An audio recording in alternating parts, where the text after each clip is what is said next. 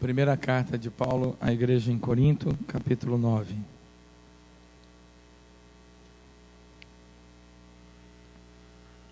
Como eu disse no primeiro culto, estamos expondo a primeira carta de Paulo à igreja em Corinto pela manhã, e à noite estamos expondo a Gênesis.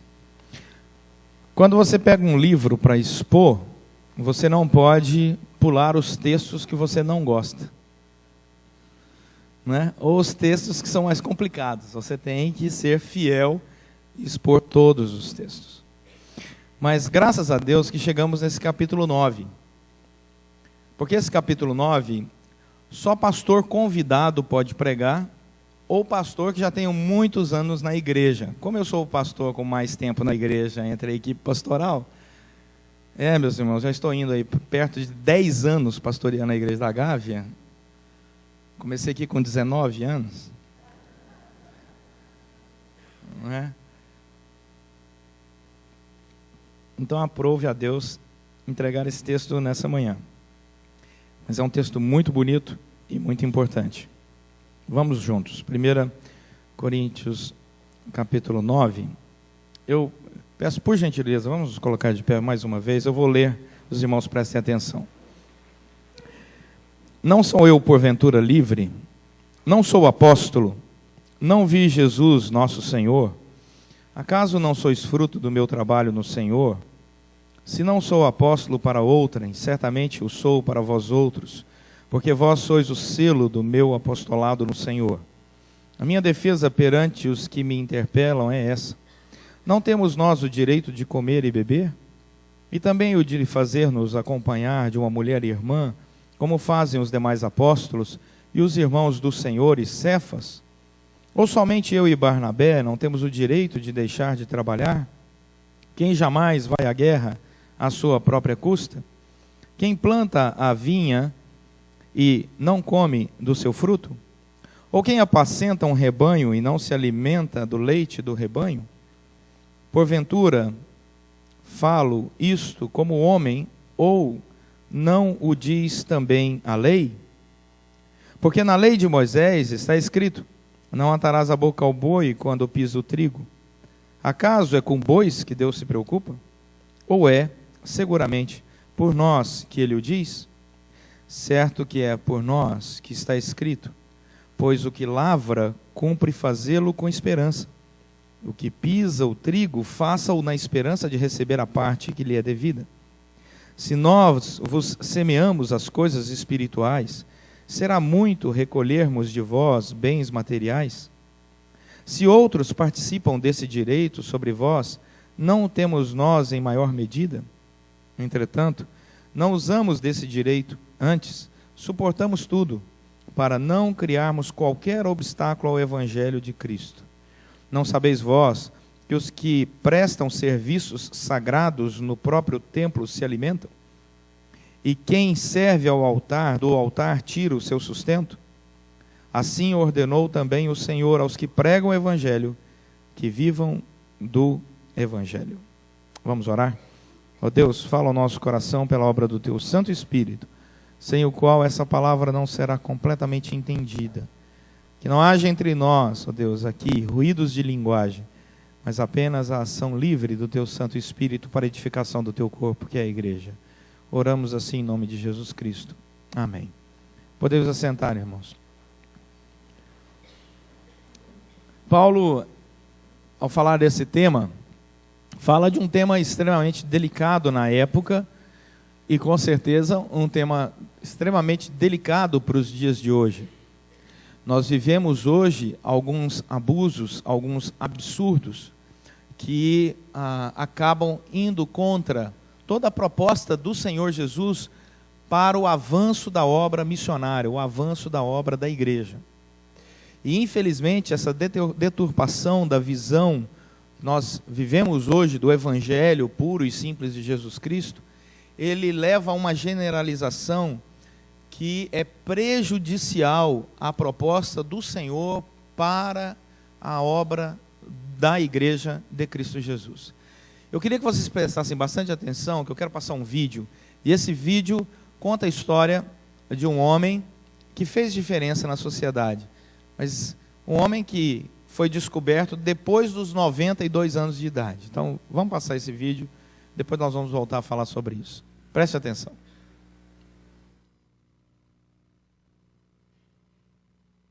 A história de Nicholas Winton é feita de lances incríveis. Discreto, ele jamais quis ser visto como herói. Preferiu guardar em segredo o bem que fez. Não disse nem à mulher que tinha salvado a vida de tantas crianças.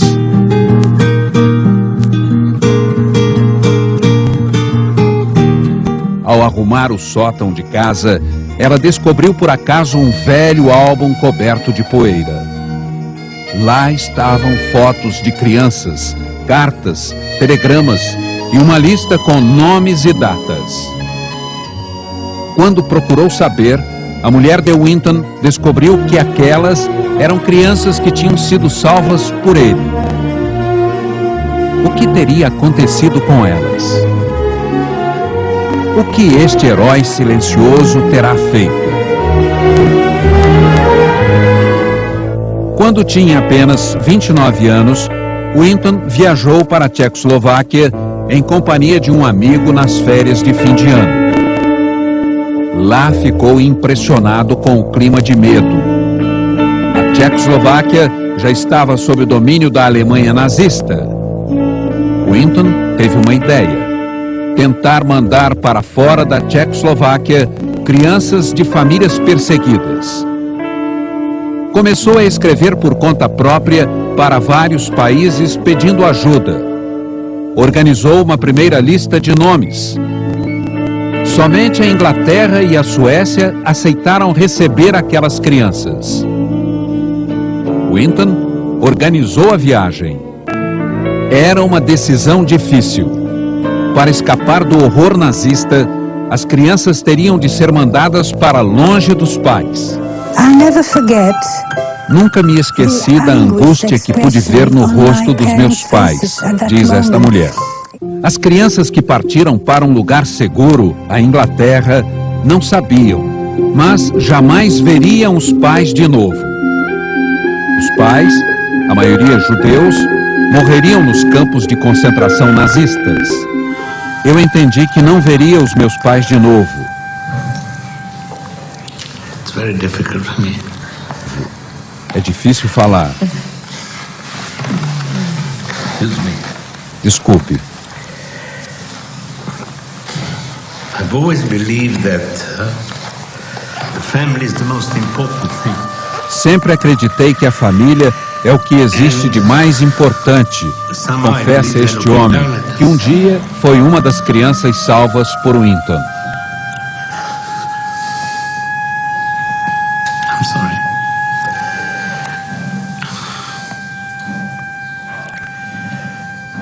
And I'll have a letter. Guardo a carta que meus pais me mandaram dias antes de serem enviados para um campo.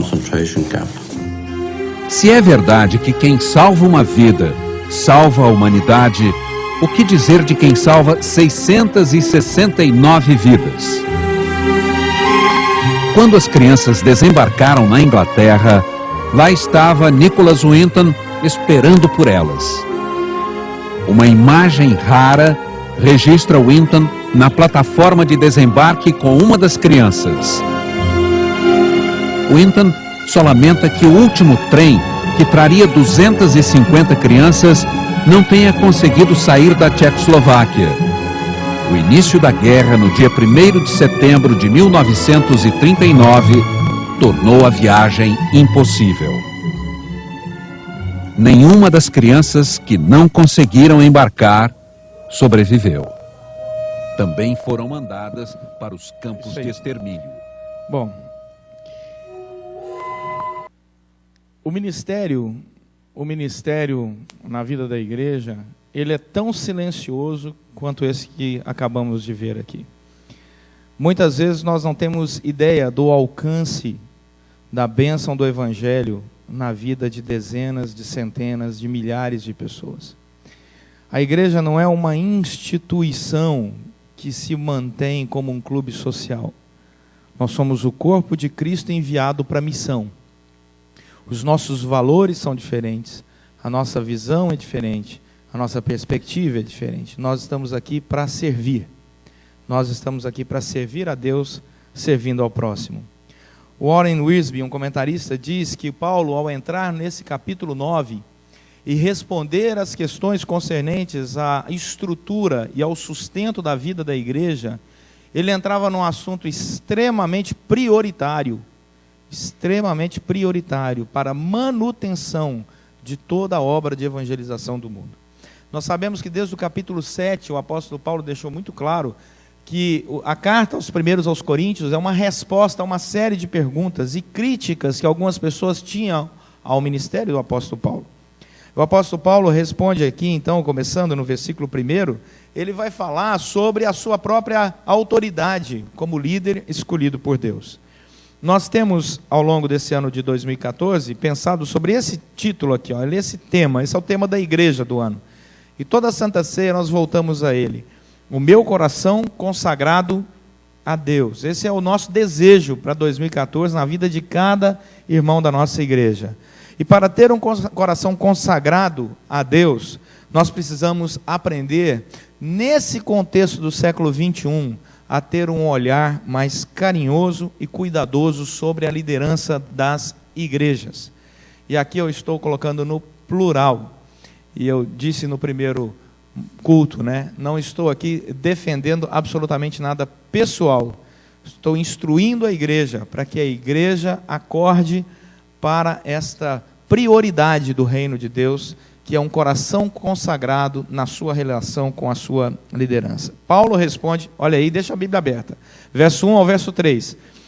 Ele responde que a autoridade dele não vem de homem algum. Primeira coisa que nós precisamos entender é que a liderança espiritual é espiritual porque o Deus que é Espírito chamou essa liderança para servi-lo. Ele diz, eu não sou apóstolo segundo a vontade do homem, eu não sou apóstolo porque resolvi ser apóstolo, porque apóstolo de verdade não é escolhido por homens, nem resolve se tornar apóstolo.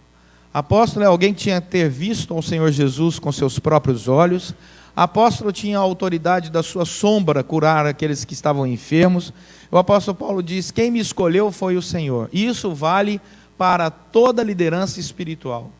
Toda liderança espiritual na Bíblia vem como uma decisão divina. É Deus quem levanta, é Deus quem capacita, é Deus quem unge, é Deus quem chama, é Deus que escolhe, é Deus que acompanha a jornada.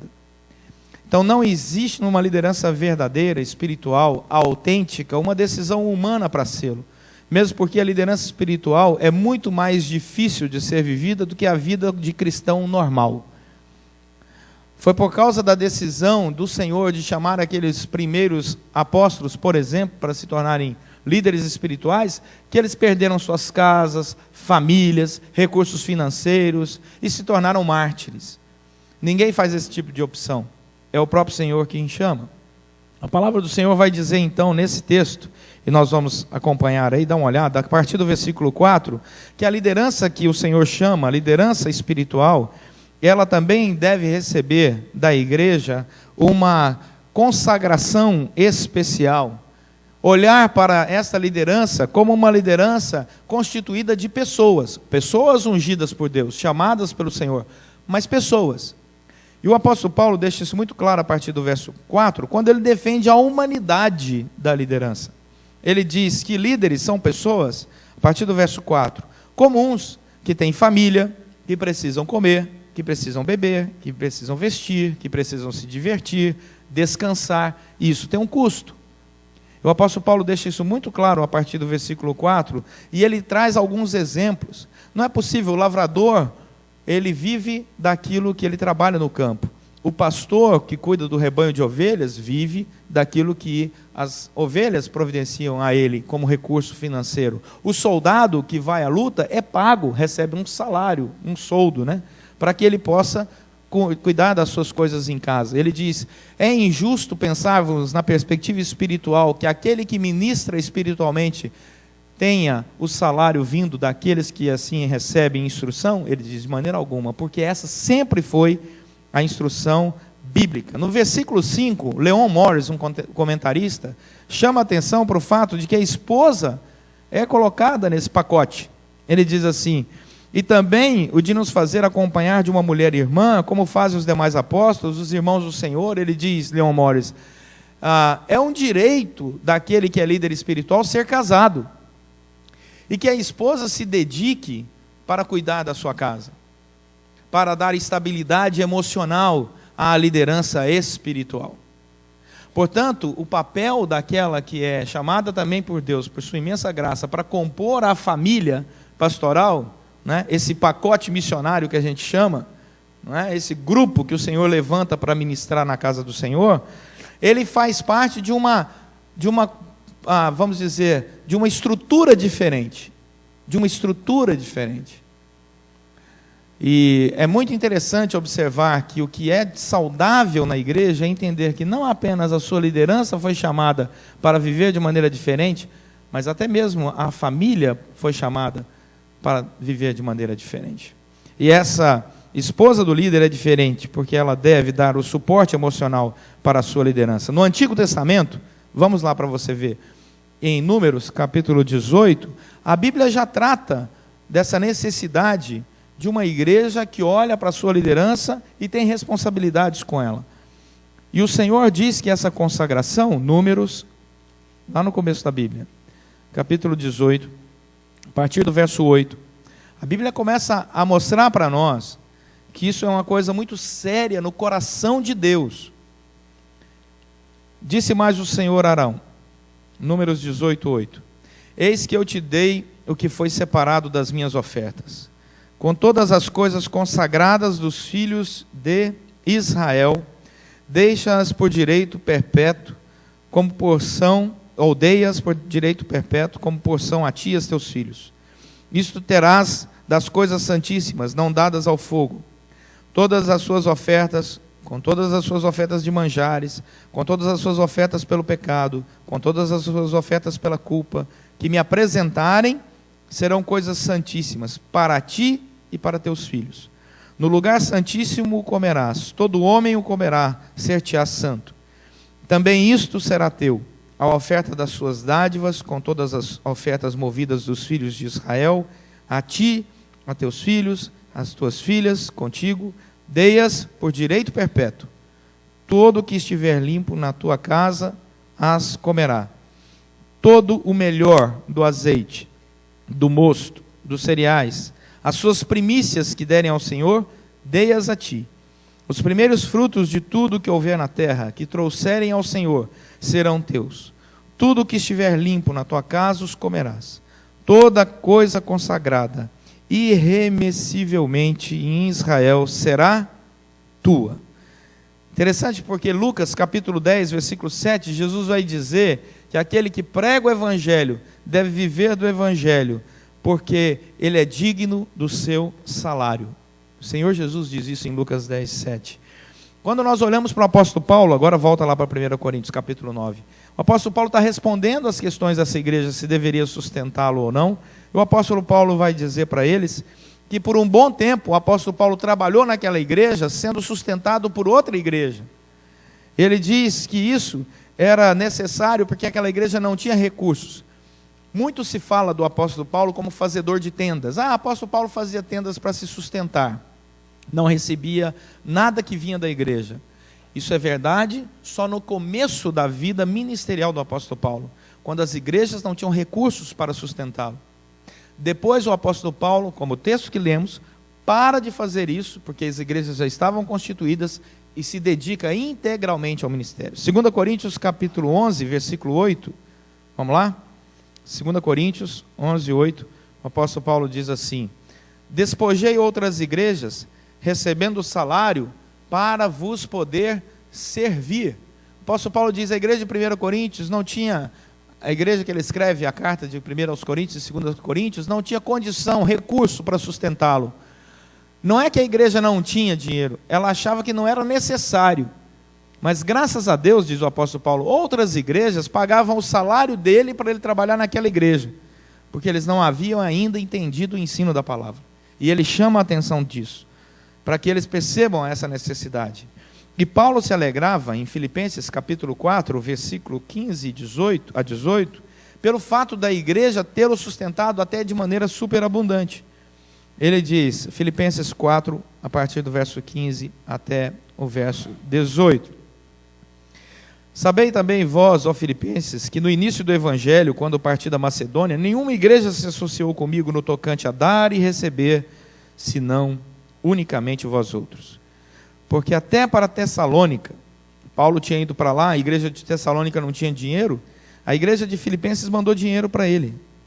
Mandastes não somente uma vez, mas duas, o bastante para as minhas necessidades. Não que eu procure o donativo, mas o que realmente me interessa é o fruto que aumente o vosso crédito. Recebi tudo e tenho abundância.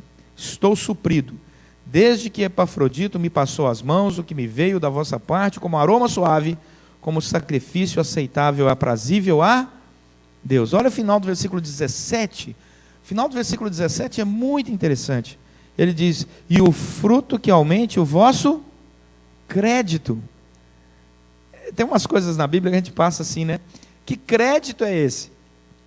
Paulo está dizendo para aquela igreja que o fato daquela igreja ter se envolvido no seu ministério, de ter ajudado o apóstolo Paulo no sustento dele, trazia crédito para a vida daqueles irmãos.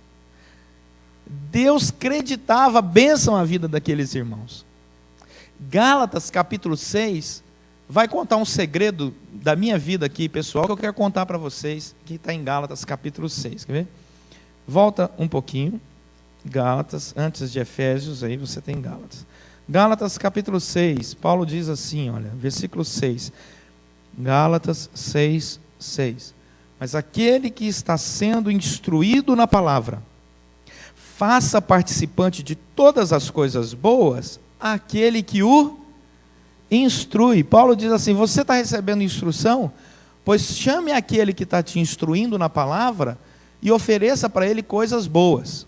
Eu vou contar um segredo para vocês. Eu tenho 2 casas em Búzios, 2 casas em Cabo Frio, uma em Teresópolis, uma em Itaipava, uma em Mangaratiba, em Junqueira, né? Uma nos Estados Unidos, em Nova York, uma em Boca Raton, uma em Edimburgo, na Escócia, uma na Itália, e assim por diante. Várias casas. Vai dizer, pastor, e ainda 3 pontos de pesca na Lagoa de Serra da Mesa, né? 12.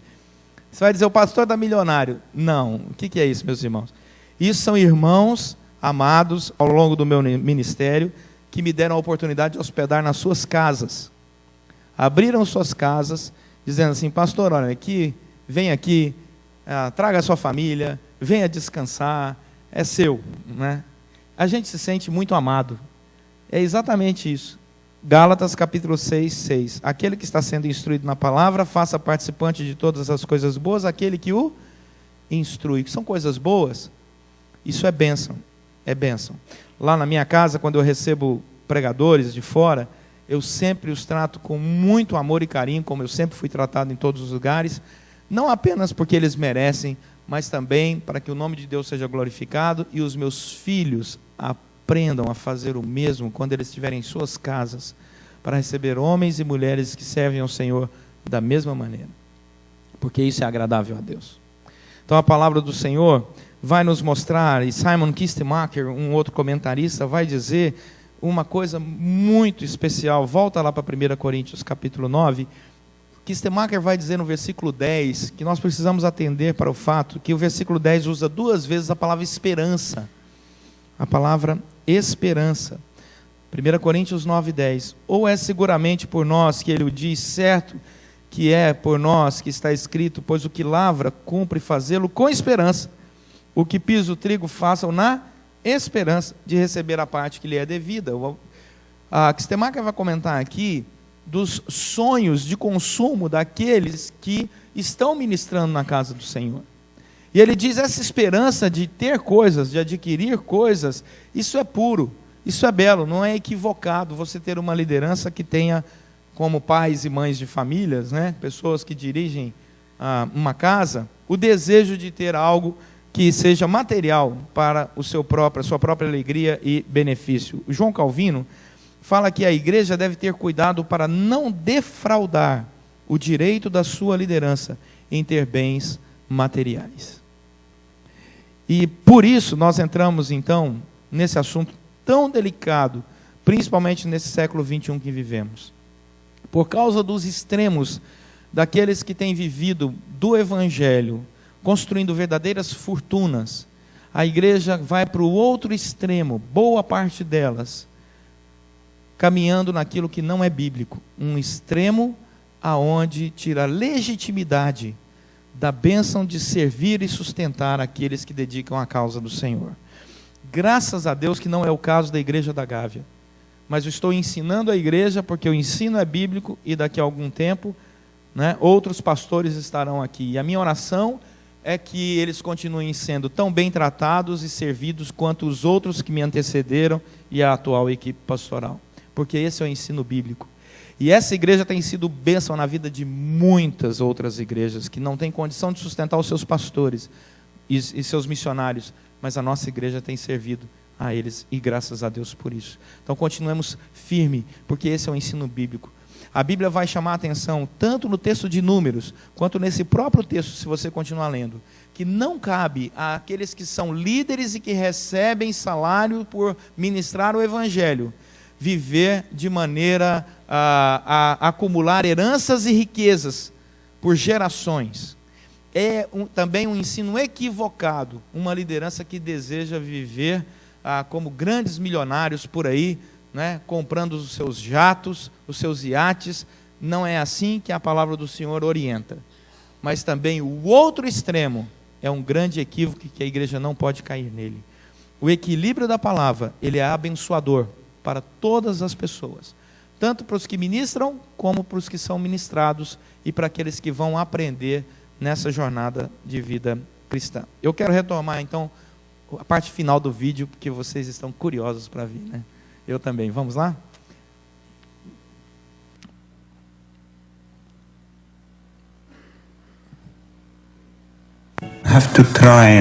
Para expressar a gratidão pelo que aconteceu comigo, tento ajudar os outros. Adotei 3 crianças. Hoje, trabalho 2 dias por semana como voluntário num hospital infantil. Uma das melhores características do ser humano é a decência. Nicholas é um dos seres humanos mais decentes que conheci. Desde que a história de Winton se tornou pública, ele começou a receber todo tipo de homenagens. A rainha da Inglaterra chamou-o ao palácio para entregar uma condecoração. O governo da República Tcheca fez uma grande homenagem. O presidente dos Estados Unidos mandou uma carta de elogios e agradecimentos.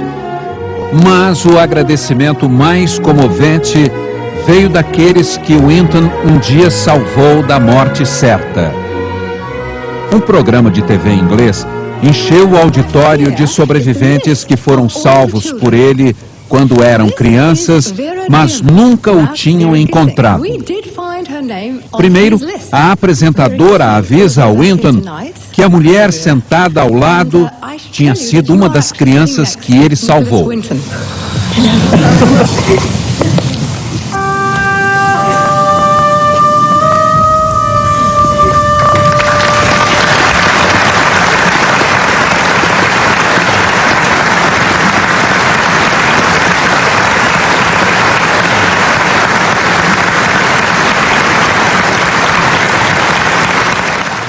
A apresentadora pede: quem na plateia teve a vida salva por Nicholas Winton, fique de pé, por favor.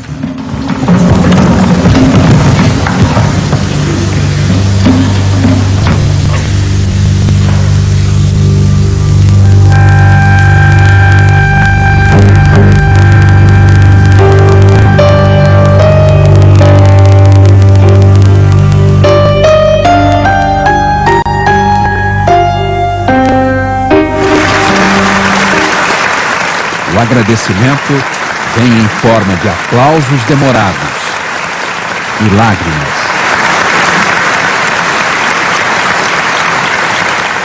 Tanto tempo depois, só havia uma palavra a dizer a ele: obrigado.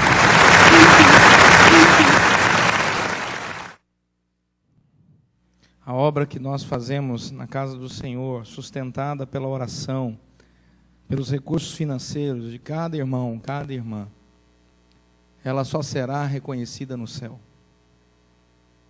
Nós vamos ser surpreendidos por Deus quando Deus falar que muitos dos nossos recursos e orações atingiram milhares e milhares de pessoas sem que nós soubéssemos, sem que ninguém soubesse. Infelizmente, essa semana eu recebi uma lista de 42 pastores que estão abandonando o campo missionário esse ano. Muitos eu conheço. Sabe por quê?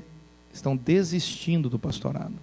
Não aguentam mais serem tratados como pessoas que vivem com recursos que não deveriam viver. Não aguentam mais serem confundidos com aqueles que estão negociando o evangelho. Não aguentam mais não ter o direito de comprar um simples móvel, ou quem sabe até mesmo um carro para sua casa e dizer assim, mas o que é isso? Que absurdo. 42 desistiram. Eu conversei com muitos. Estão sendo mortos pelas próprias comunidades, não pelo mundo, porque confundiram e se esqueceram do ensino da palavra. Graças a Deus que a nossa igreja não é assim. Vamos orar por isso, preservar a nossa jornada, continuar sendo bênção na vida de pessoas que nós não temos nem ideia, mas que um dia Deus vai nos surpreender assim também, para a glória dele. Amém? Vamos orar. Senhor, nosso Deus e Pai, muito obrigado pela grande obra sustentada, pela fidelidade e generosidade de cada irmão dessa igreja, pela fidelidade e generosidade de cada líder que já ocupou esse púlpito e que o Senhor tem chamado para ocupar. Muito obrigado por toda a liderança, por toda a membresia da nossa igreja. Em nome de Jesus, nunca permita que os nossos pés resvalem. Nunca permita, Senhor, que as crises de maus exemplos deste século apaguem de nós a transparência, a leveza, a seriedade e a beleza de vivermos o Evangelho integral. Sustenta-nos, ó Deus, porque é o Senhor que é o dono desta igreja, o Senhor é o pastor desta casa, e nós precisamos viver a alegria de sermos cooperadores contigo nessa grande obra. Que as tuas bênçãos estejam sempre sendo derramadas dia após dia sobre cada lar aqui representado, para que com coração grato continuemos firmes na expansão do teu evangelho para a glória do Senhor, para que as nossas vidas ao final de tudo tenha sentido, tenha feito diferença na vida de tantos outros. Oramos pedindo a tua bênção em nome de Jesus Cristo.